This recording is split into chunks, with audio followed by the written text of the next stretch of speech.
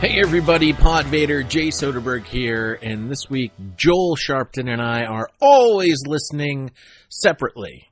I mean, I guess we're always listening separately, but this week we're recording separately, which should be a fun trick for Joel to try and put this puzzle together. It was fun. It was a lot of fun, in fact, putting this together. It was also way more work that I want to put into this show on a weekly basis. So, regular recordings coming back next week.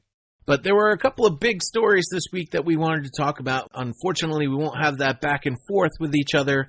Joel will be able to listen to what I had to say, and he can react off of what I had to say and then present maybe some of the things that stood out to him. But there were really a couple of big webinars that we watched this week, which provided a lot of data for podcasters to really get their minds around, wrap around it, really give some thought as to how to go forward with their podcast, some really good actionable data to work off of.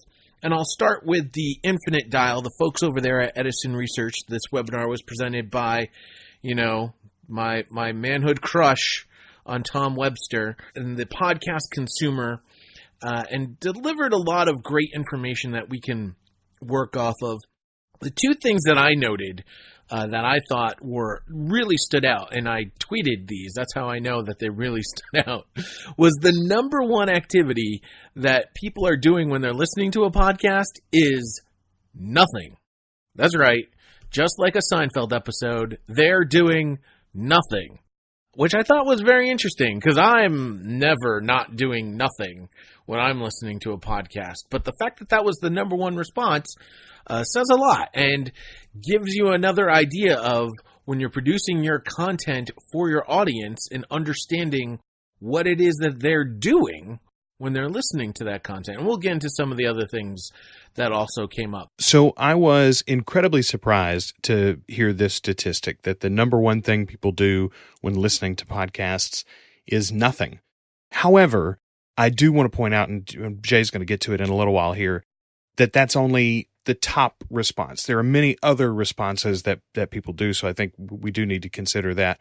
I will add that it reinforces the idea that podcasting is a choice medium. It's one that people are selecting actively, they're involved with actively, they're listening to the full content, and as we see, they're not doing much else while they're listening. The second thing that really stood out to me about this, it was a stat that I think I had been quoting for at least a year, that it was something like 83%, somewhere in that range, of listeners are listening to all or most of a podcast episode. This year, that number is now 93%. So not only is your audience doing nothing while they're listening to your podcast, they're listening to all of your podcast, which means they have your undivided attention. So if you don't think that they're listening to your ads, or if you don't think that they're listening to what you're saying, then you are highly mistaken, because that's exactly what's going on there. A couple of other quick thoughts here on the podcast consumer. Reasons non-listeners do not listen to podcasts. The number one reason was podcasts just aren't for you. That was 75% of the applicants. That was their number one reason. That's a tough one to swallow. There's over 700,000 podcasts out there. You cannot tell me that there isn't a podcast out there for you. I guarantee there is one. This is an education thing. So it's something to follow up on. So what was number two? You don't have enough time to listen to podcasts. That was 51%. When everyone asks, how long should my podcast be? It shouldn't be longer than it takes to be. I'm going to maul the quote. I'm sorry, Dave Jackson, who says it all the time. But your podcast shouldn't be longer than it is boring. Something like that. Basically, don't be boring. Once your content becomes boring, kind of like my rambling right now, then you should stop the podcast. One thing that was highlighted by Tom Webster, and it's something that's going around this past week in some guest articles, 38% said you have to pay to subscribe to podcasts. And now there's a war on the word subscribe. This was something, I'll give you a little quick preview of the tech survey. The tech survey mentioned that most podcast listeners are of an educated variety. They have higher degrees in college and postgraduate education. If you're going to tell me that those people don't seem to understand that the word subscribe does not necessarily mean you have to pay for that content, then there's a serious education problem in America, North America, the world today. I don't have as big a problem with subscribe. It's clearly something that was marked. 38% of the listeners who do not listen to podcasts, non-listeners do not listen to podcasts. It was a reason that they gave. There are articles saying there's no reason to use that term if it's confusing people. They could have a point, I guess, is what I'm now flip-flopping back on. is the war on the word subscribe itself, I think, is a little misguided, but make sure you're educating your potential audience that it is free content. That was, again, one of the top takeaways from the tech survey regarding AM/FM radio, is that it's free and easiest to get to in the car. Well, podcasts are free. It's easier to get in the car, but not easier than radio stations. So let's hammer home, podcasts are free. That should be something that we should be saying all the time. So another interesting point in both the podcast consumer and in the tech survey, talking about how people discover podcasts. Word of mouth is definitely one of the number one things. It was number one on the tech survey by far, but searching the internet was number one in the podcast consumer at 73%, followed by social media posts at 67%, which one could argue social media posts would be included in the search of the internet, unless searching the internet was specifically typing into a search engine to discover podcasts. And then recommendations from friends and family at 66%. So there is this idea that, we know cross-promotion works amongst podcasts, but now we need to start taking word of mouth to the next level. There is still room for people to discover podcasts, whether it's via advertisements on other audio programs, advertisements on AM/FM radio stations, recommendations by apps with personalizations. How do you get your show featured on those recommendations? How do we build that portion up of our marketing? That's sort of the next step here for podcasts. Another big point about the advertising in podcasts from the podcast consumer, the likelihood that the podcast listener would consider a brand that was advertised on a podcast, much more likely 17%, somewhat more likely 37%, neither likely nor unlikely at 39%. So you can see that the listener is definitely more likely than not going to purchase the brand that is advertised on a podcast, somewhat less likely and much less likely. That was only 7% of those responding. So you advertise in podcast, you're most likely going to see an action performed by the person listening to that particular podcast. That's what I took away from the podcast consumer survey. So let's find out what Joel had to say about that. My biggest takeaway was that it's a very good year for podcasts, or it was a very good year for podcasts and podcasting. That the investments that Jay and I and other people like us have made in this industry are good ones, that they're paying off. I didn't get this from the podcast consumer report, but I got it from my own reports. I did my taxes this year, and my business, Pro Podcasting Services, grew 37% year over year. Profit grew 37% year over year. So that is a serious example of real people on the ground being able to make this industry work for ourselves. And that's going to continue no matter what these big companies at the top do. That's my biggest takeaway. Second big takeaway for me was the fact that the 55 and over age range is underserved in podcasting right now.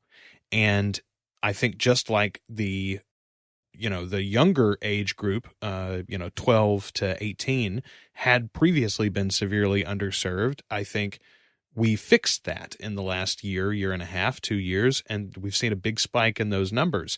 I think we can see that same spike in seniors or near seniors and those age groups 55 and above. My mom is in that age range. My father is in that age range. Neither one of them listen to podcasts on a regular basis other than mine. They don't listen to all of mine. So what can we do as creators and what can we do as producers, people like myself that run consultant businesses for other podcast creators? How can we steer people into mediums and topics, genres that will better serve that 55 plus? Because there's a real opportunity, I think, in that age range. That was the other big takeaway for me. My mom and I we've got an idea for a podcast, I think, that's going to happen in the next year or so. So another webinar that came out this week and was actually on Monday was the Jacobs Media Tech Survey 19. Now, this is something that Jacobs Media has done for over 15 years.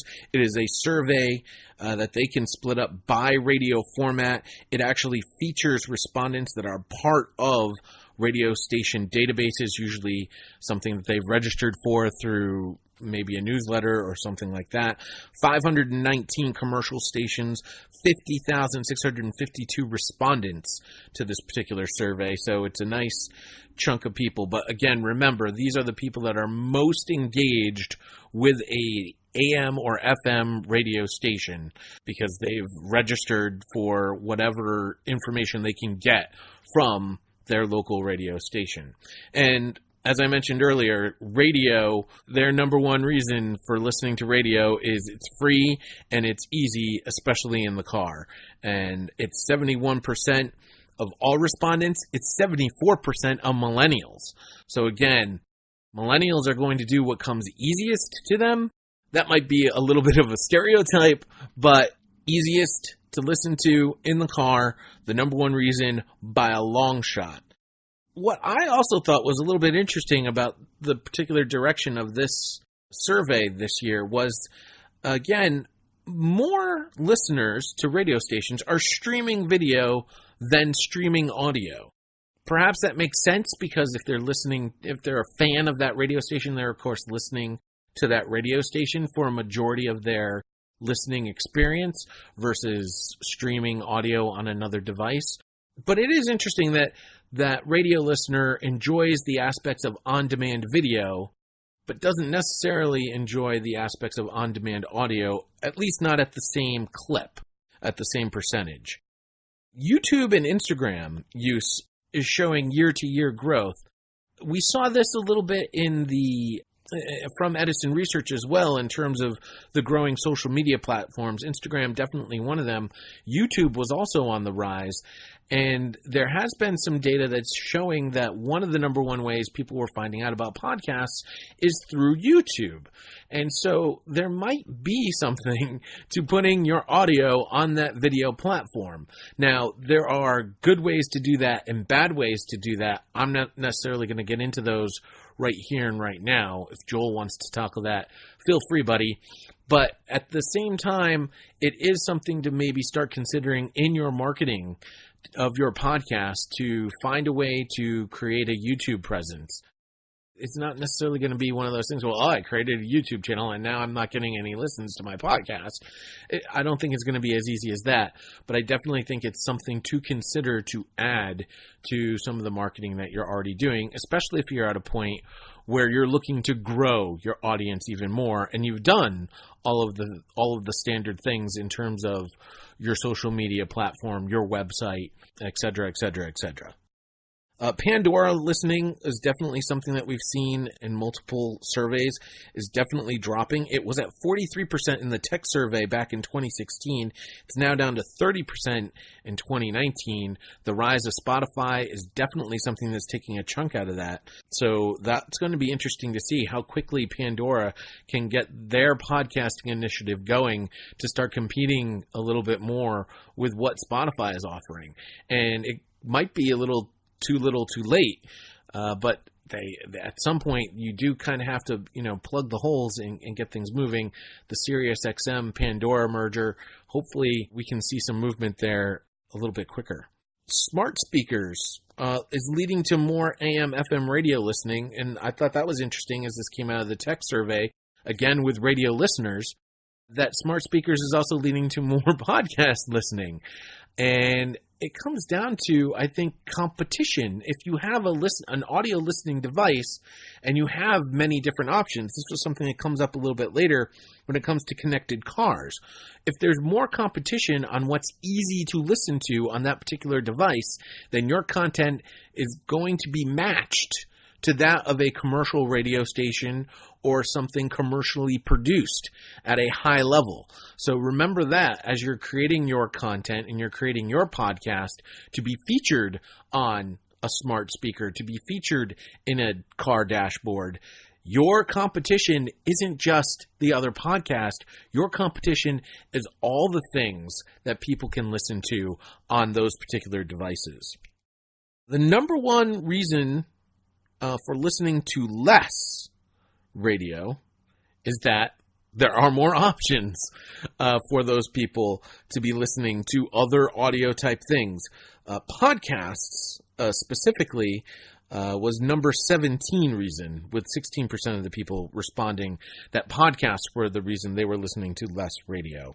Again, just actionable insights from people that are responding from, hopefully from a factual standpoint. Satellite radio is skewing older, which I thought was interesting. So the older generations, the silent generation, the baby boomers, and a little bit of the Gen Xers are more likely to be listening to satellite radio in the car than the millennials and the Gen Zs. That could also go towards those are the generations with money to spend on the subscription that you do have to pay for to have satellite radio in your vehicle. This was one that I thought was especially interesting. 57% of respondents say the number of commercials on radio is tolerable. Only 6% stopped listening to commercial radio stations due to too many commercials. I thought 57% saying that the number of commercials is tolerable is a very, first of all, it's a majority. So that's a very telling statistic right there, especially when you talk to podcasters who are like, oh, there's too many commercials on the radio. I don't want to have too many commercials on my podcast. Remember, your audience is doing nothing when they're listening to your podcast. And yes, you do have to be cognizant of their listening experience, but they're not going to turn your podcast off. They're not going to turn your content off because of an advertisement. It's simply not going to happen. They will tolerate your ads. I've mentioned this to a number of people that I've spoken to in a one-on-one situation before, where you will always get an email. If you're a content creator and you put advertisements in your podcast, you will always get the email from somebody saying, I can't believe you have ads in your show. I'm never listening again. By the way, those people are still listening to your show. But you will never get the email. And if you do, I want it because I want to frame it. You will never get the email, man, I really loved that McDonald's commercial. It was hilarious. You're never going to get that email. And honestly, those ads do happen. I personally love the Geico commercials where everything can be explained by the person responding, I can save 15% or more on car insurance by switching to Geico. Like a little kid that comes up to mom and dad and is asking about how babies are born. 15%. That's brilliant and funny. I loved it. But I wasn't going to take the time to send an email to the podcast that I was listening to where I heard that particular ad and say, hey, that Geico ad, man, it really got me. That was really funny. That just doesn't happen. People just do not respond to advertisements in that way. But remember, a majority of the audience that's listening to those ads in your podcast are more likely to purchase that particular brand the next time they need to make that purchase. So just a couple of things to think about there from the survey standpoint, from the webinars that occurred here in the last week. And now for something completely different, let's talk a little bit about the web front that is available for Apple Podcasts now. This was something that actually the switch got flipped, I think, a little early, and then it got pulled back and then eventually rolled back out over the course of the week. But It actually happened right after we got off the air last week when it first started. But what has happened now, when you search for a podcast, as long as it exists in the Apple Podcast directory, then when you search for that podcast on the web, you will now get, instead of the previous results, which would point you and just say open in iTunes, you now get this nicely constructed page that looks nice on all sorts of different devices and screen sizes, and in fact will allow you to play the podcast right there. You can listen to Apple Podcasts from the web now. This is something that has been true for Apple Music for a while. There's sort of a web front end for Apple Music that you can access, and as a matter of fact, if you have an Apple Music account, there are third-party services you can log into. I use one called Musish, M-U-S-I-S-H, that gives you basically a different front end for Apple Music through the web, and you can play all of your music through there. So this is sort of the same thing for Apple Podcasts. The cool thing about this now is that you can use this link and send it to someone no matter what device they're on, and they can, or whether they know about podcasting either, right? They don't have to know anything about podcasts. They don't have to understand what device they're on and whether they have an app for this. They can just follow your link and click play. That works now. It's not done, I would say. There are a handful of things that I think this is really setting up for the fall, when we're going to get, as has been mentioned on this show before, a full podcasts app on the Mac side. I think this is preamble for that. But it may be, in the end, their basic solution on the Windows side. If you have a Windows PC, this may be the only way that you interact with the Apple Podcast directory moving forward. So you need to know that that's there. And if you want to go and get your link directly, just Google your show, search for name of my podcast, Apple Podcasts, and it should be the top result or one of the top results. Open it up, look at it, check out how it looks individually, and then share that link, save it for future use, and share it with folks. And now they'll be able to access it no matter what device they're on. Very, very cool stuff. It's that part of always listening that was the reason this podcast even exists in the first place, until Joel and I decided to change it into something completely different. But my recommendation for this week, Game of Thrones Season 8, it just came back, it premiered. There was only one Game of Thrones podcast that had a new episode to react right after the show aired, and that was Post-Show Recaps with Rob Cesternino and his co-host Stephen Fishback. You still have to wait for all the other ones to come out with their reaction episodes, and I think that's something the pop culture podcasts really miss out on. It's something that I have a very keen insight into as being a sports podcaster who podcasted a show 5 days a week. Reacting to those things that occur is something that I need to do immediately. So I have that immediacy built into me already, whether it's news or pop culture or sports, whatever it is. I think more pop culture podcasts should start considering getting their podcasts out, their reaction podcasts out to the pop culture things that are occurring, whether it's a movie, a TV show, whatever, as soon as possible so that your audience can start interacting with you as soon as possible. And I think that's another thing. I was talking with a producer recently about a sports podcast. Why is it that with the influx of sports podcasts into this space, why isn't the audience growing with that influx of podcasts? And it's the immediacy.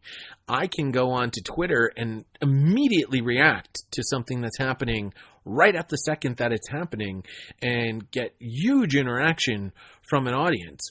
Whereas a podcast, even if it is after the show, it's going to take me an hour or two to get that show out there into the wild for people to start reacting to that particular audio.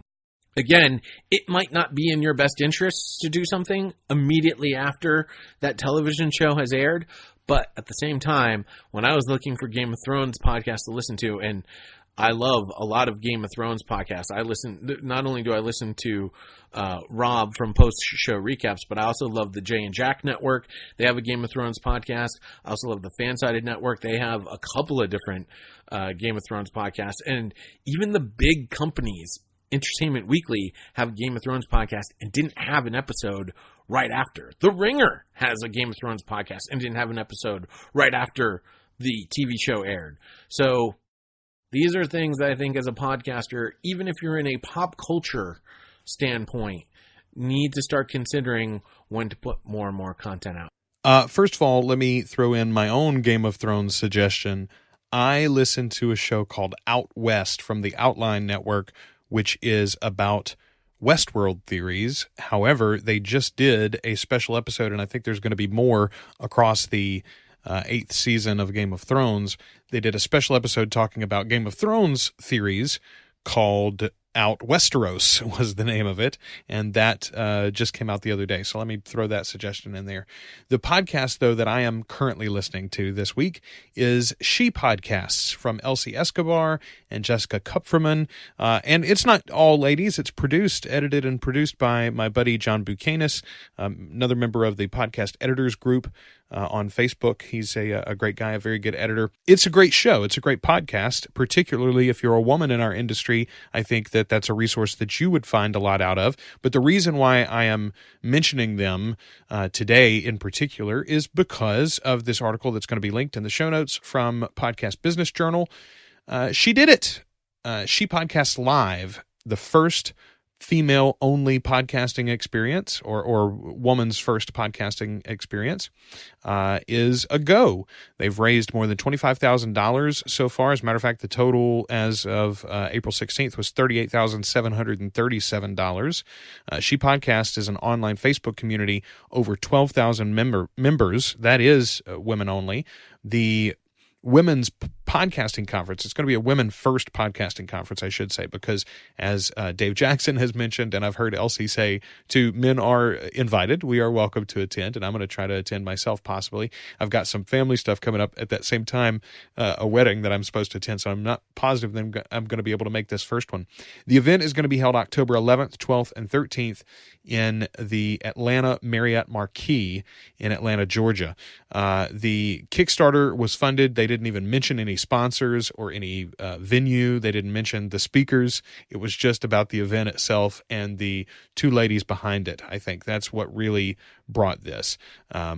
Lots of stuff happening. There's going to be a one-to-one podcast coaching provided by a station where successful female podcast consultants will be available for Q&A.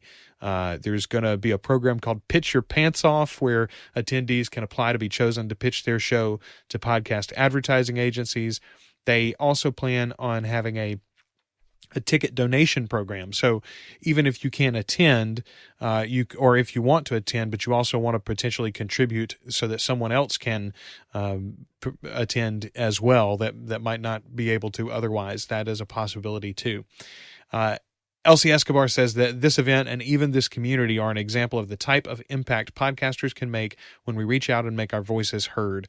Elsie's done a tremendous job on advancing the ideas of equality in podcasting, and in particular, she's the only one that I hear talking about equality of access to podcasts, and the fact that accessing these programs and this content is still sort of windowed in many ways because of the devices and the data that most of us use to access them, and that those just aren't as available to everyone in the world for lots of different reasons. It's not just about economics, but economics is a big part of it as well.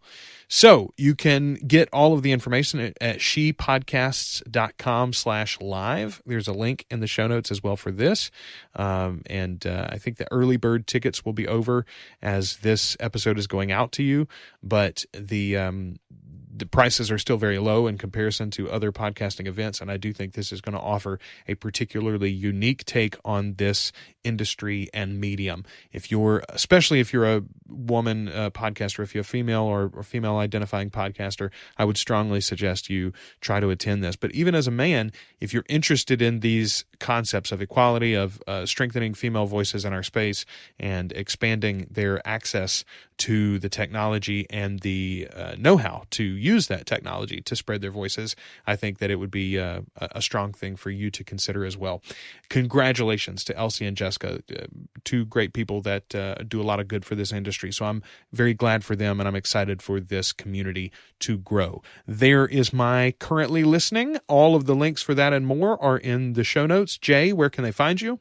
You can catch me on Twitter at TheRealPodVader, Facebook.com/PodVader page if you want to see some of the things that I'm up to, or if you maybe want to hire me to do some work for you. I will gladly consult, produce whatever it is you need. I am available to provide you with some podcasting solutions. Nextfanup@gmail.com is probably the easiest email to get in touch with me. I check that quite often because that's my football podcast email. So there you go. That's it for me. For Joel, I'm Jay, and we're always listening. I stole his line. You son of a... Yeah, I know I ain't seen it all, but I've seen enough.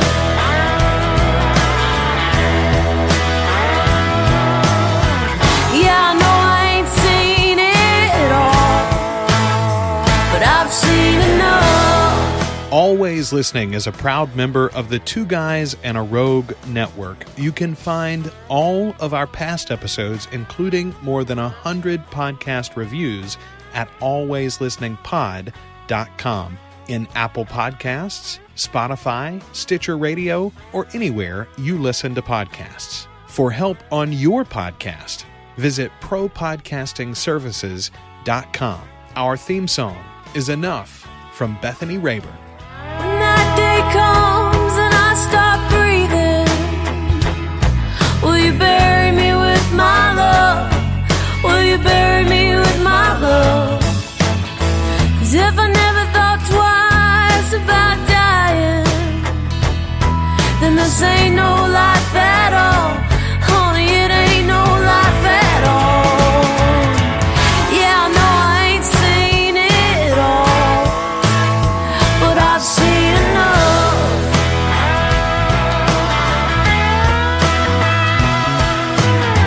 Yeah, I know I ain't seen it all, but I've seen enough.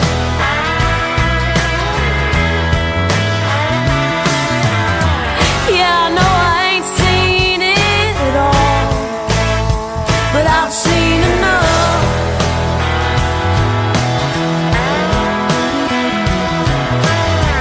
Yeah, I know I ain't seen it all, but I've had enough.